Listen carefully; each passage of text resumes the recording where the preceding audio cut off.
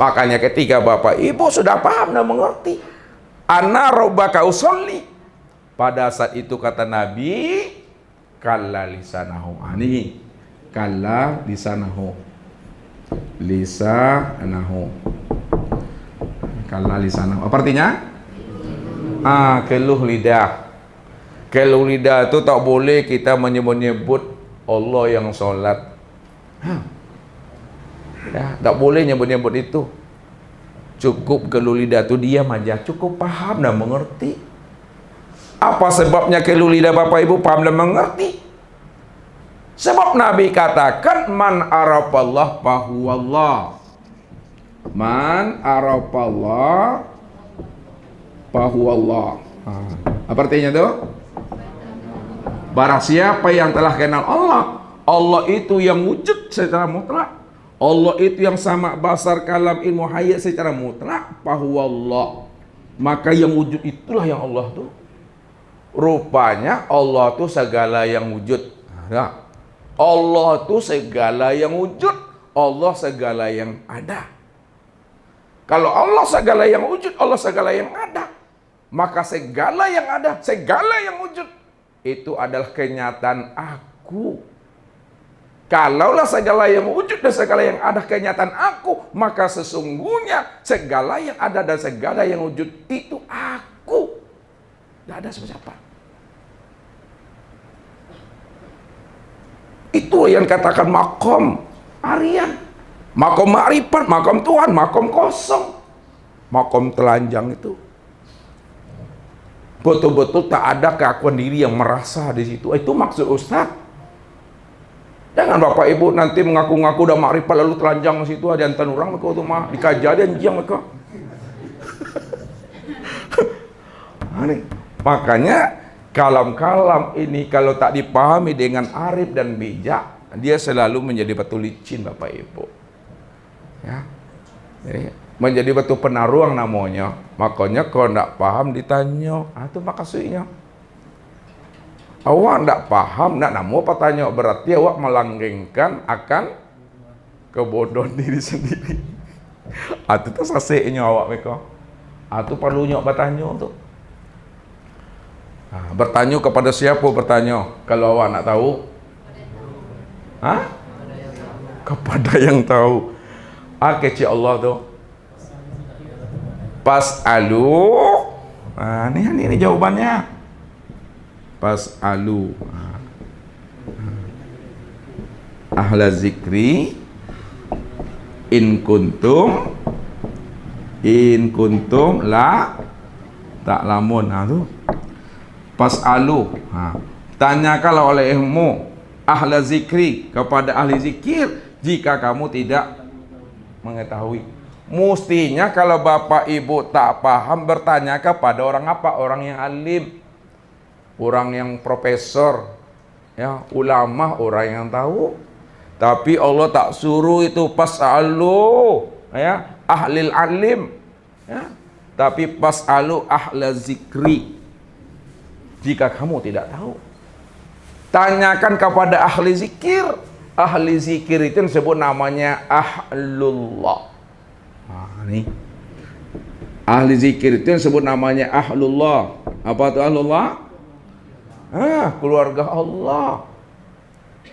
Keluarga Allah. Kenapa ahli zikir itu dikatakan ahlullah, keluarga Allah? Karena ilmunya langsung daripada Allah.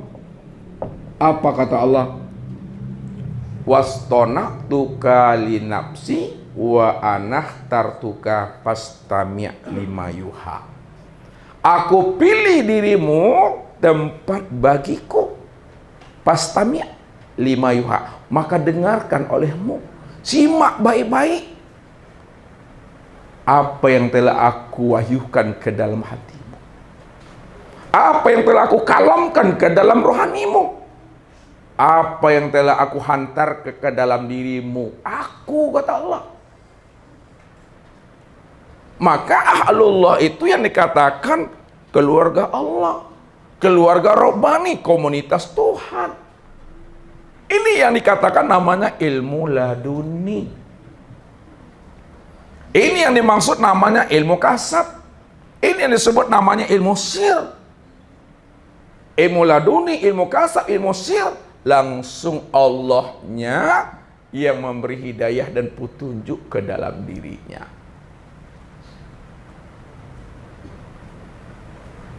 Kalaulah Allah memberikan hidayah dan petunjuk langsung kepada dirinya, padahal hakikatnya diri Bapak Ibu itu tidak ada. Kalaulah hakikat diri Bapak Ibu tidak ada, yang ada siapa? Yang ada Allah. Kalau yang ada itu Allah, maka yang dikatakan ahlu zikri itu adalah Allah tuh. Aku yang mengatakan yang ahlu zikri itu aku. Allah itu yang katakan ahlu zikir, yang ingat akan dirinya. Itu dia. Makanya kalau terjemah zikir itu ingat.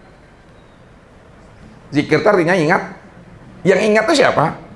Yang ingat itu aku, kata Allah. Yang ingat itu aku, yang zikir itu aku. Mana ada yang lain lagi selain daripada aku? Maka itu yang dikatakan la yazkurullah illallah. Tidak ada yang zikir melainkan yang zikir itu Allah. Tak ada yang ingat itu Allah. Tak ada aku melainkan yang aku itu adalah aku. Tuh. Makanya Bapak Ibu udah selamat nama itu. Ya, udah telanjang dirinya. Udah gugur dirinya, udah hancur sifatnya, udah mati wujudnya. Makanya ketika diri Bapak Ibu telah gugur, telah mati, telah hancur wujud dan sifatnya, maka siapa sebenarnya yang bersifat wujud itu yang sebenarnya? Allah. Apa kata Allah? Hah? Apa kata Allah? Innal abdi iza ahbabtuhu qataltuhu. Sesungguhnya hambaku, iza ahbabtuhu, apabila dirinya telah aku cintai, dirinya aku rindui, dirinya aku kasihi, qataltuhu, aku sendiri yang bunuh dirinya. Fa iza qataltuhu wa ana diyatahu, apabila dirinya telah aku bunuh dengan diriku sendiri, wa ana dia tahu, maka akulah pengganti daripada dirinya. Kalau Allah sebagai pengganti daripada dirinya, maka disitulah Allah itulah yang melihat, Allah lah yang mendengar, Allah yang berkata, Allah yang wujud, Allah yang hidup itu. Kalau Allah yang hidup, maka yang zikir itu yang si hidup tuh. Yang ingat itu yang hidup. Yang hidup itu aku, kata Allah. Nah, kalau udah aku, itulah maksudnya Ustaz sampaikan tadi. Kalau lisan tak boleh ngaku-ngaku, diam, ening situ Bapak Ibu. Jangan disabik-sabik jual di situ. Itulah makom Tuhan, makom kosong, makom Aryan namanya. Ya. Jadi diri Bapak Ibu, bahasa lainnya, diri yang sudah berkulimah. Ya, diri yang sudah berkulimah, diri yang sudah bisa menyaksikan diri Allah dan diri Muhammad itu pada diri insan. Diri insan inilah yang katakan diri Allah dan Muhammad itu. Ya. Maka pandangan Bapak Ibu, pendengaran Bapak Ibu, kalamnya Bapak Ibu, hidupnya Bapak Ibu sudah menjadi rahmatan lil alamin. Rahmatan bil alamin. Tu sulua gandang dalam nagari namanya. Ya, pai sampai batanya pulang sampai baberito tadi itu. Ya. Menjadi rahmatlah di situ Bapak Ibu. Tak ada lagi diri kita di sana, yang ada hanya diri Allah itu. Tinggal prakteknya lagi dalam keseharian kita Bapak Ibu. Praktek itu yang perlu lagi. Karena orang makrifat itu orang yang makom Tuhan. Orang yang makom kosong itu letaknya bukan di bibir atas, bukan pula di bibir bawah. Letaknya bukan pada retorika dan bahasa, tapi letaknya itu pada amaliyah, pada pelaksanaannya. Itu maksudnya. Dalam keseharian kita, bahasa Ustaz jadi orang patuh silalai, orang panuri silalai. Kalau leja patuh nyawa, lah panuri nyawa, itulah alhamdulillahnya tuh mah. Situ aja buktinya Bapak Ibu. Jadi orang makrifat itu bukan di kata-kata Bapak Ibu. Orang makrifat tuh siapapun yang duduk sampingnya nyaman, orang yang duduk tuh nyaman. Orang bermasalah duduk samping awak hilang masalahnya. Orang yang gelisah duduk samping awak tenang saya tuh itulah biar rancak bana itu mah. Nyaman bana tuh. Tapi kalau awak lah mengaku mengaji makom Tuhan, orang yang lah berada kosong, awak tibu orang pun berangkek dari situ. Awak tiba orang pun pai dari situ. Orang tiba muncul namanya situ fitnah.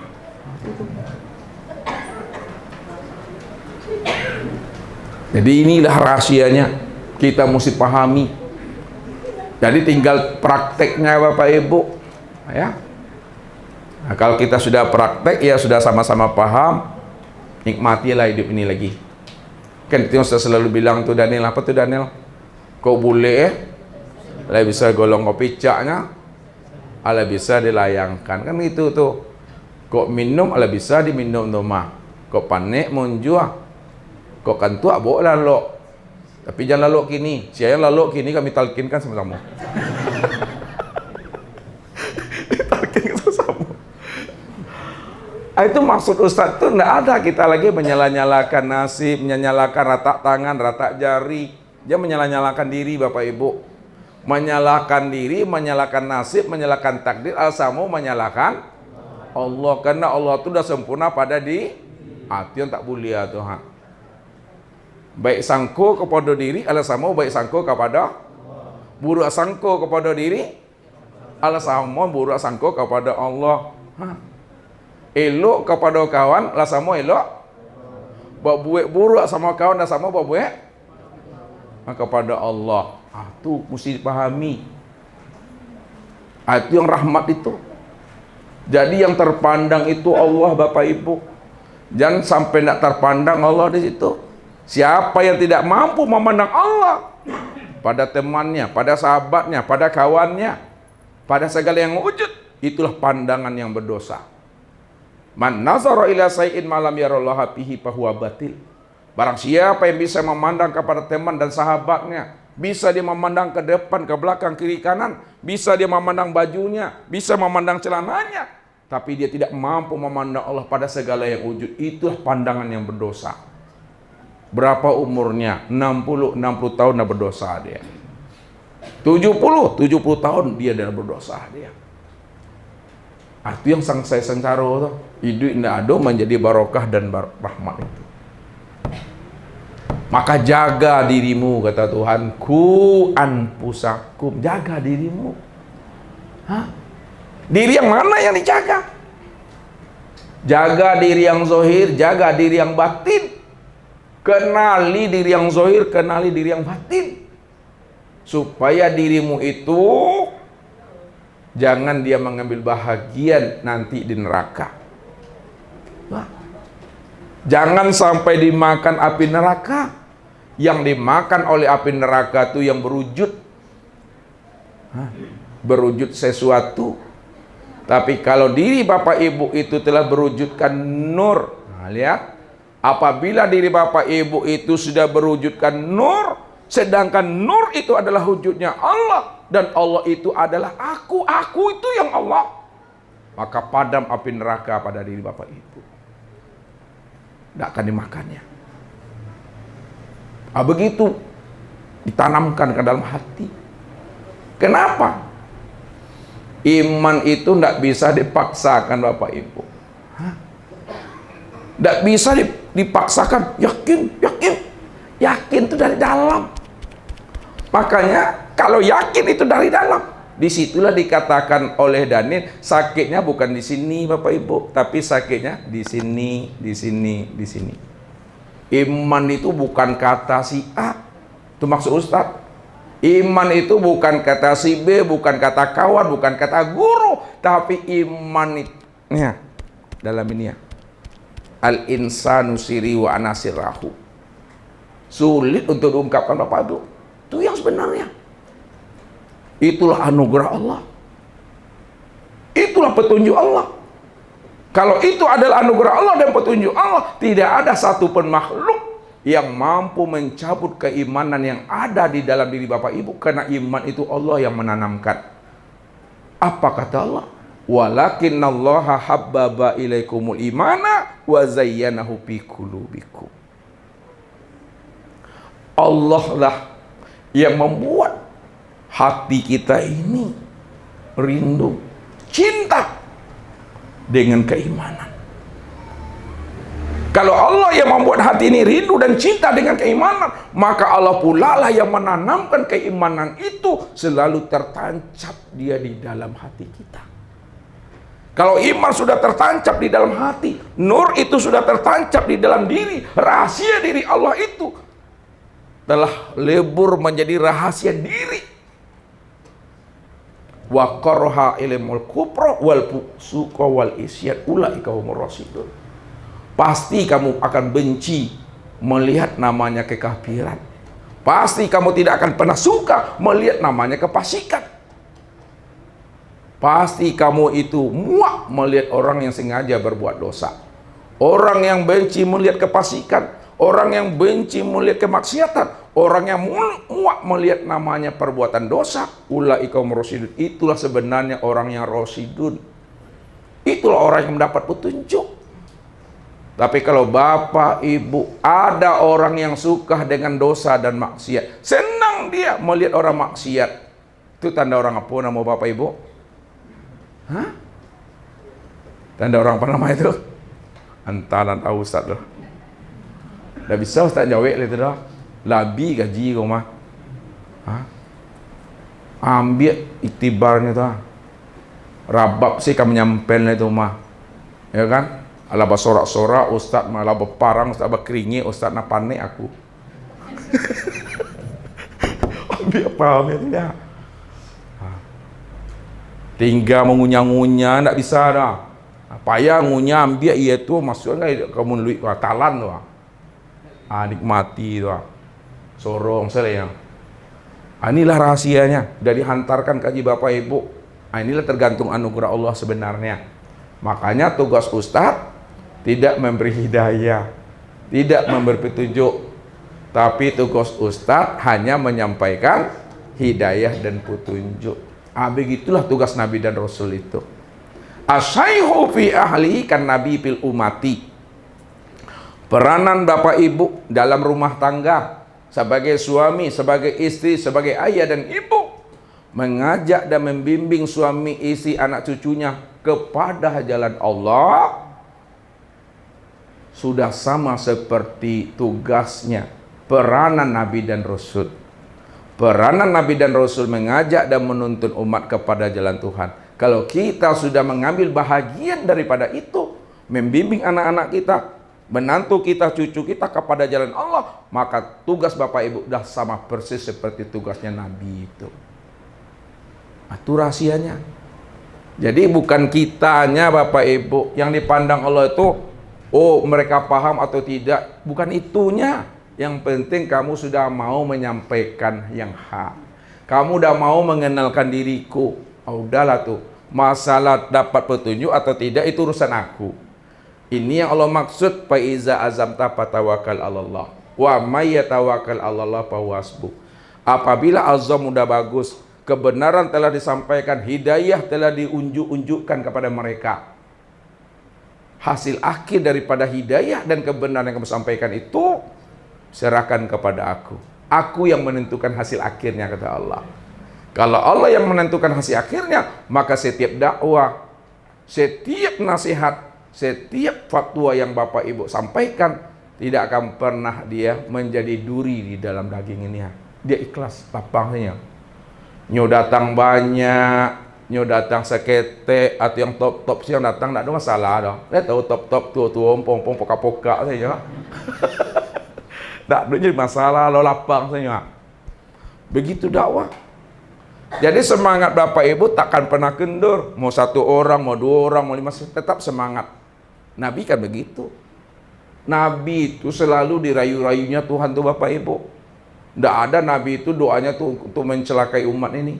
Buktinya apa? Nah, ini sebagai penutup.